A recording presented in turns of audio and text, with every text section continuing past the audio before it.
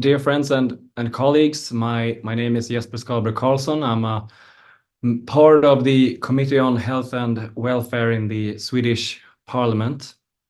Today I want to tell you a story about innovation, legislation, and giving consumers the power to make decisions about their own health. First of all, as I am sure that you are aware, Sweden is a cold country.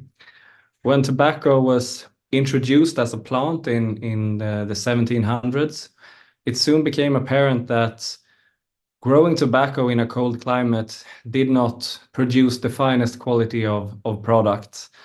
Swedish tobacco for smoking was less pleasant than using imported goods.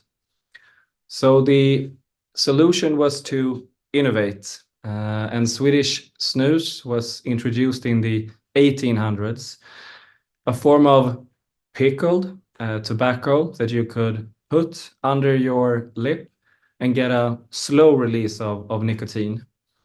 However, the black Swedish snus, which was loose at the time, was viewed as somewhat of a dirty product. The upper class continued to smoke imported tobacco, and the working class, mainly men, took to snus as their alternative.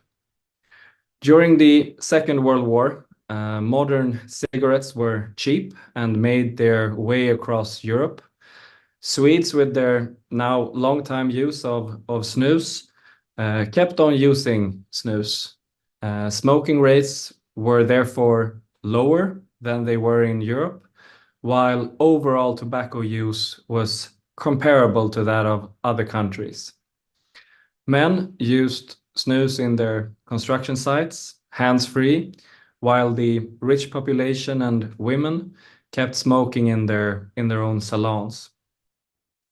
In the 70s, however, Swedish innovation of snus took a major leap. Using cut-up tea bags, loose snus tobacco was made into a portion size, and this meant that snus became more accessible and a lot easier to use. Later, in the 90s, a white portion, looking a bit like this, was introduced with a less runny feel, and suddenly men took to snus, not as a way of just replacing cigarettes. Instead, they used snus as their first tobacco products. Then in the 2000s, the nicotine pouch was introduced, looking a bit like this. And nicotine pouches are, in a way, snus without tobacco at all. Instead, it is a pouch with nicotine, the ingredient that tobacco users are looking for, but without the black and rugged feel of ordinary tobacco. And in the 2000s, we have seen mainly women taking to nicotine pouches as a way of replacing cigarettes. And in the year of 2024, around 5% of the Swedish population are smoking on a regular basis, which means that we are basically a smoke-free country, and that is, without a doubt, amazing. With fewer people smoking, we can see that fewer people are contracting tobacco-related illnesses. This means that people live longer lives, and the strain on Swedish healthcare is reduced. Also, nightclubs and bars smell a lot better. Swedish snus is not a health product by itself. It is still better to eat salad and kale than to use snus or nicotine pouches. But as a way of giving alternatives to consumers and reducing harm, it is unbeatable. If you're looking for a way to reduce tobacco-related illnesses, look no further. But be wary, because as decision makers, we need to make sure that we are not making ill-informed decisions. Perhaps snus is not the way forward for Brazil. Perhaps it is some other nicotine products like vapes. And perhaps there are additional measures to be taken to make sure that a Brazilian way forward is made for Brazil, not for Swedes. And in that regard, let me just mention 3 short topics.